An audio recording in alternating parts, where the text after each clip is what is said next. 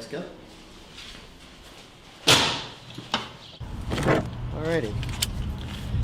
Okay, so candling is mostly, it's basically restricting growth on certain types of trees, usually conifers or evergreens, and it's also shaping, and it's kind of like a mega bonsai. There's different types of bonsai.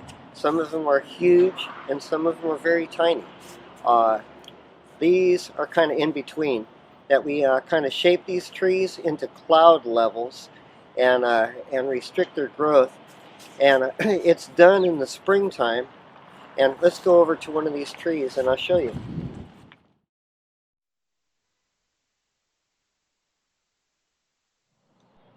Okay, so now here we are at a tree.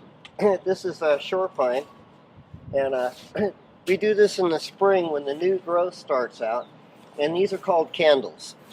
The new growth that comes out, you get the pollen. You get the pollen that starts off of these in just a little bit. Usually, we try to get them when you get new growth that comes up, where it's tender, and and now it's ready to break. If you do it too early, you only get a couple. You only get the tallest ones, and the rest of them will grow up and be like this after a few weeks.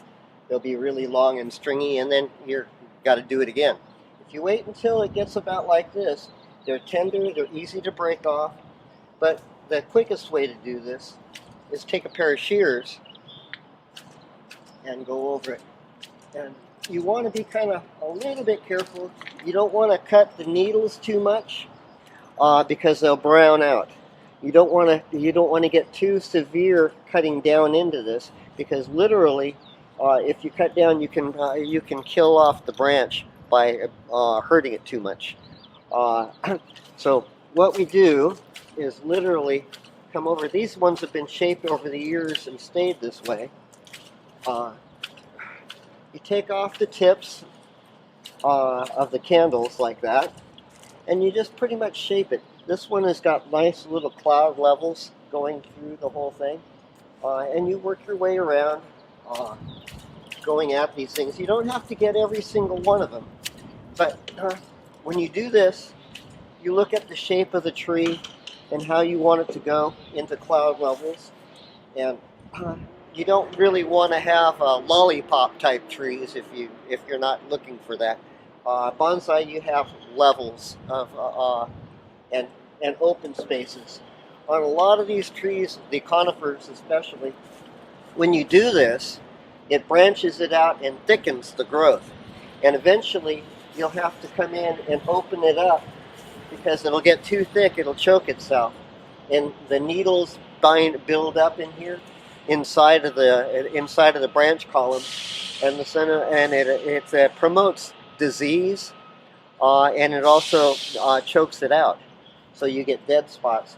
So we kind of open it up and make sure that there isn't too many pine needles that are packing up into there.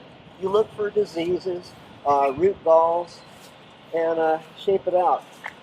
I don't see any root galls on this one because we've been pretty active about staying on top of it.